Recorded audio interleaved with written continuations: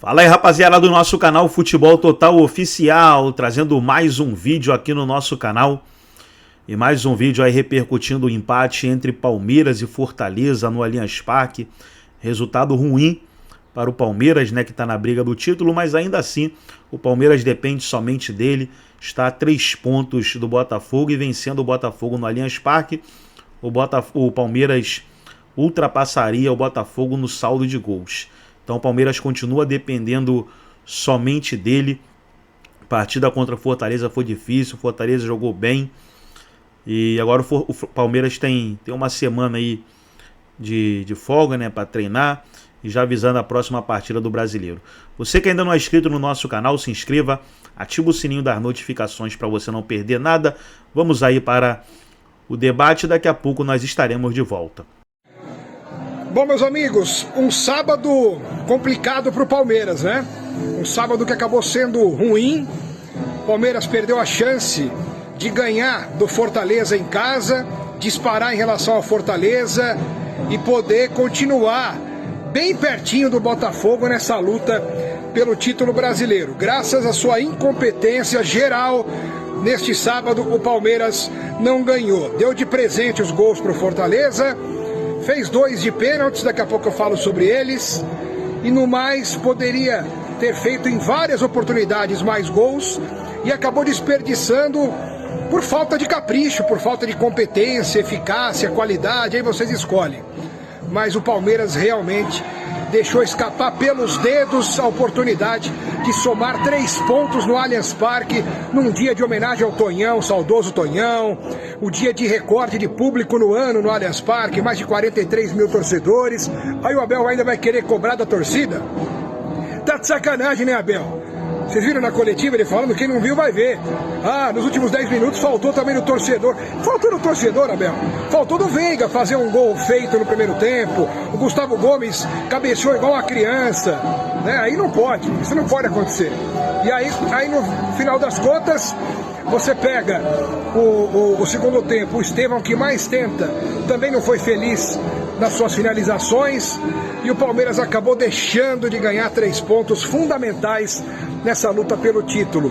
E esse empate que aumenta ainda mais a importância de ganhar o derby na outra segunda-feira. Não nessa, agora na outra, na Neoquímica Arena. Não vai ser fácil, mas o Palmeiras pôs sobre si uma carga muito maior, uma responsabilidade muito maior para ter que ganhar o jogo lá dentro de Itaquera.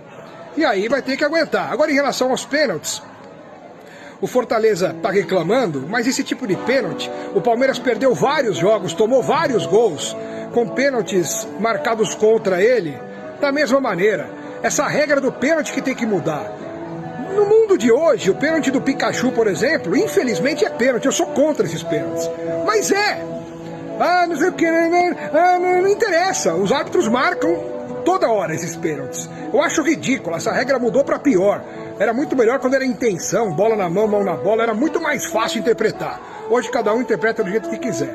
Né? Então, o Pikachu estava com a mão aqui, mas pegou na mão, estava fora do corpo e o braço antinatural, aqueles termos todos que a gente está acostumado a ouvir.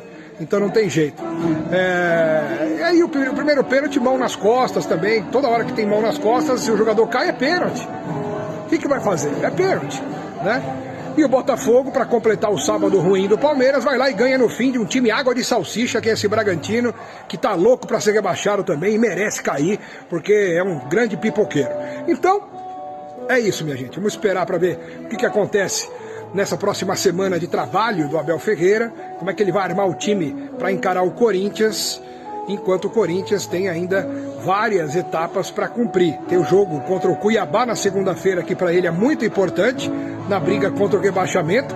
O Atlético Paranaense ganhou, o Vitória ganhou, né? Então o Corinthians vai ganhar do Cuiabá.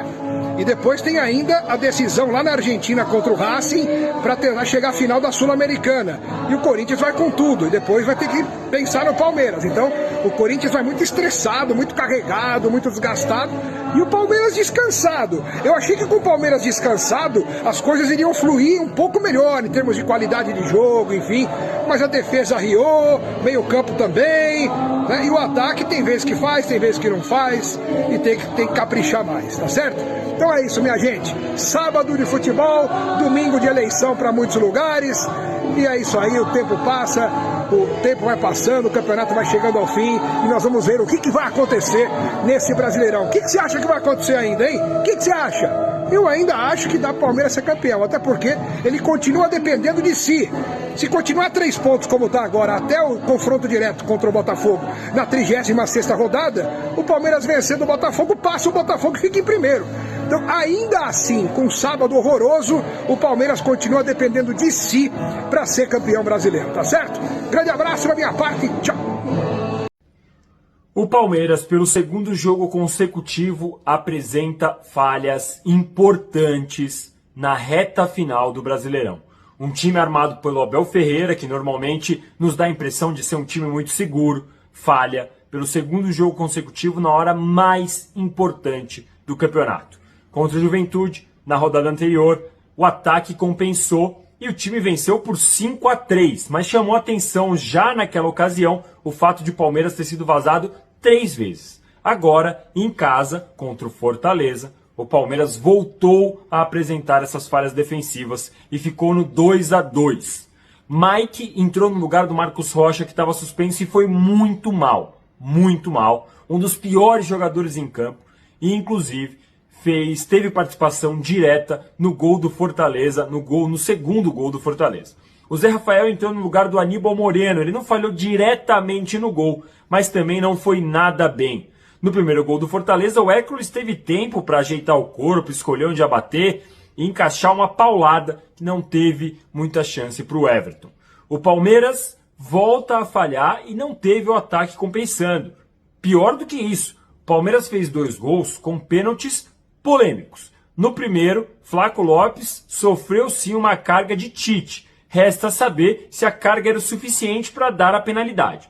O juiz, o Ramon Abate Abel, deu o pênalti na hora, na visão dele, então o VAR não deveria interferir. Agora, no segundo pênalti, o Pikachu estava se protegendo, virou com a mão um pouco à frente do peito e a bola bateu diretamente na mão dele. Pênalti polêmico, que muita gente não daria. Eu mesmo fiquei na dúvida se a mão do Pikachu era o suficiente para aumentar o espaço corporal, para bloquear a bola. A questão é que a bola estava indo na direção do gol. Então, neste caso, muitas vezes os juízes acabam marcando. Ainda assim, o Palmeiras ficou abaixo no setor criativo. O Rafael Veiga apareceu, o Estevão demorou a ser acionado, foi ser melhor acionado quando o Mike saiu de campo para a entrada do Giai, e o Palmeiras deixa a desejar agora, ainda depende das próprias forças para ser campeão brasileiro, mas desperdiça a oportunidade de aumentar a pressão em cima do Botafogo.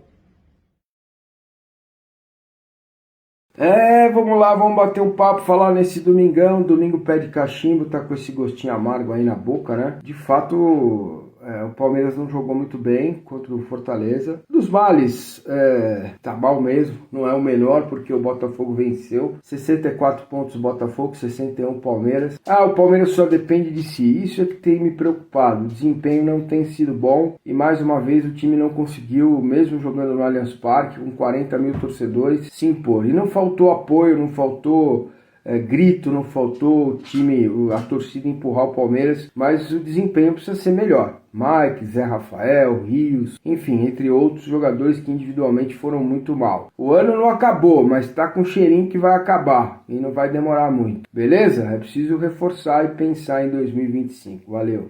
Saindo aqui do Allianz, empate merda, num jogo que o Palmeiras vacilou muito defensivamente mais uma vez. Não dá, mano, não dá pra você ficar na frente do placar 2 vezes, tomar um empate, segundo gol, o Mike deu uma entregada absurda. Mas num jogo que o Palmeiras acho que deveu muito, principalmente individualmente, não foi bem.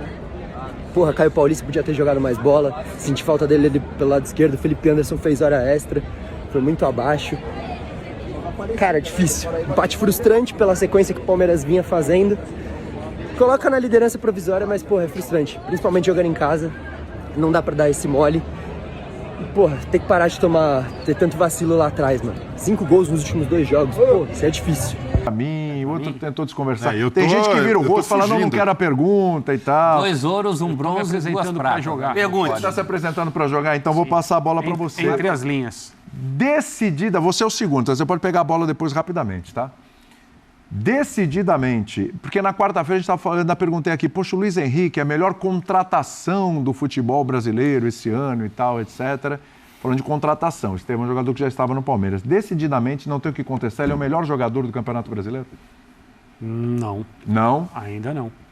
Nós temos uma reta final entre as equipes do Luiz Henrique e do Estevão, que eu acho que é importante para a gente aguardar até a linha de chegada e determinar. Nesse momento ele é? Sim. Não que seja uma coisa assim, o campeão, então, se o Botafogo for o campeão, Luiz Henrique vai ser o melhor jogador. Eu não acho que essa coisa, né? Os americanos, do carimbo, a coisa com o MVP, é o jogador que é mais valioso para o time dele.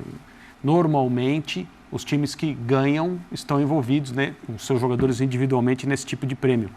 Mas eu não acho que tem que ser Botafogo para o Luiz Henrique ser escolhido ou tem que ser Palmeiras para o Estevão ganhar. Até porque uma coisa pode anular a outra. Porque eu vejo o Estevão hoje mais determinante para o Palmeiras do que o Luiz Henrique para o Botafogo. Isso significa que o Botafogo, como equipe, tem sido mais competente que o Palmeiras. Depende menos. O que eu acho também complicado é a gente fazer uma comparação de um jogador que já tem uma experiência europeia, que volta para o Brasil, né? Que é o caso do Luiz Henrique, mais velho, e um menino de 17 anos. Então, para mim, o que diferencia o Estevão, e se hoje tivesse sido a última rodada do campeonato, o Botafogo teria sido campeão. Perfeito. E eu diria que o Estevão foi o melhor jogador do campeonato. Tá. Então, mas eu não sei o que vai acontecer ainda. Não, sim, você tem razão. Por isso que eu perguntei hoje, porque assim, tem muitos jogos até o final, tem clássicos até o final. Entre eles, né? Inclusive. Entre eles, inclusive. Aliás, esse é um tema, né? Porque esse jogo pode ser marcado por uma data em que o Botafogo está quase viajando para a final da Libertadores. Sim. Vamos ver se vai existir bom senso aí da CBF. Aí, nesse caso, a entidade nacional estaria atrapalhando, eu vou usar os termos usados pela classe dirigente, o seu filiado que pode ser campeão sul-americano. É só isso que vai acontecer se esse jogo for marcado para 4 dias antes do Botafogo viajar, alguma coisa assim, que é o que está se planejando. Mas voltando à sua pergunta, eu diria que hoje é o Estevão, porque não é normal um menino de 17 anos fazer o que ele faz. Não é normal. Tanto do ponto de vista técnico, quanto do ponto de vista da compostura, sua presença em campo. Ele é o craque do time. Mas time hoje, contra o Fortaleza, ele não foi... foi muito bem marcado. Ele chamou na hora que precisava, ele chamava. Ele tem muita personalidade. Dá em mim. Outro dia, onde foi, em Cuiabá, teve um pênalti, ele pegou a bola. Deixa comigo. E hoje também. Hoje também. Esse time aí, tem um cara como o Veiga, por exemplo, que faz parte dessa era toda de títulos e sempre foi um pilar, um jogador decisivo. E o Veiga trata dentro do campo o Estevão como o craque do time. É porque o jogador reconhece quando...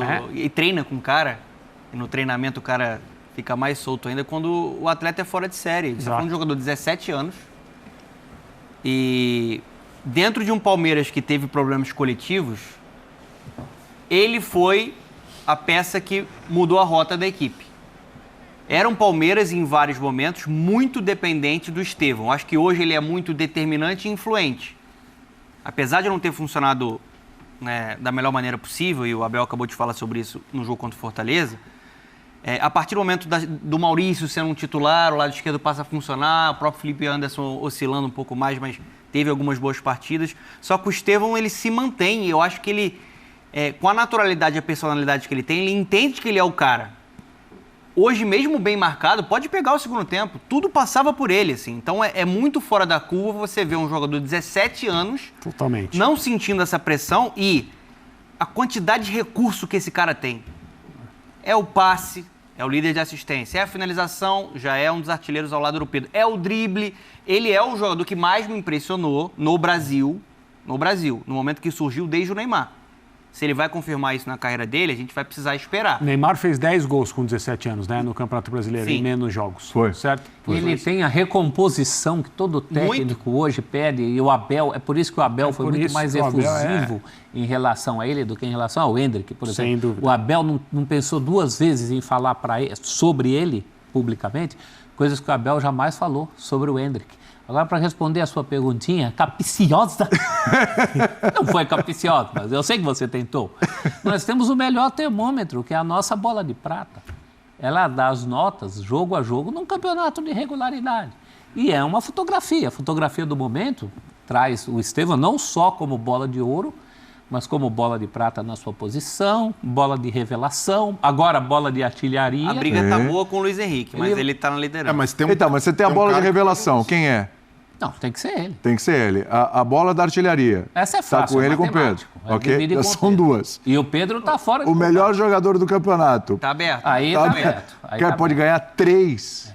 Eu acho que a gente... Fora da posição. E a posição dele? Ó, e a posição dele. Que eu me lembre, só o São Careca. 4. O Careca, em 86, levou bola de ouro, a artilharia e a bola da posição, obviamente. Talvez o Zico tenha levado alguma, eu não sei de cabeça, se um ano que o Zico foi também artilheiro, você campeão. Não sabe quem... Quem vai saber, é verdade. Não vou lembrar. E se você dissesse que sabe e nos enganasse, a gente ia acreditar do mesmo jeito. Não, mas aí tem o Google, tem as pessoas vendo e te mandando e te bombardeando, aí também não tá tão fácil. Tem um cara que tá jogando... A gente fala muito do Pedro, a gente falou muito do Matheus Pereira no primeiro turno, teve uma queda.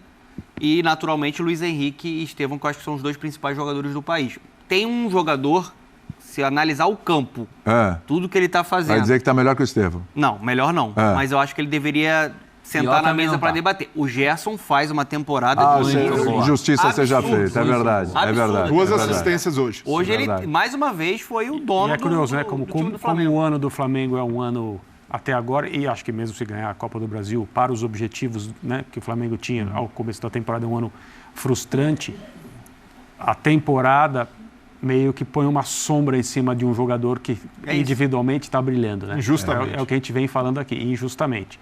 Mesmo porque o Flamengo precisa ainda mais que o Gerson seja esse jogador acima da média que a gente sabe que ele é, para ter alguma chance. Copa do Brasil, a partida que ele fez com o Flamengo com um jogador a menos aqui desde o minuto 28 do primeiro tempo contra o Corinthians pela Copa do Brasil. Uma coisa. Espetáculo. Aliás, vocês falaram do Flamengo, só um pitaquinho, daqui a pouco a gente vai falar da vitória do Flamengo, mas só uma curiosidade que até o pessoal está na redação.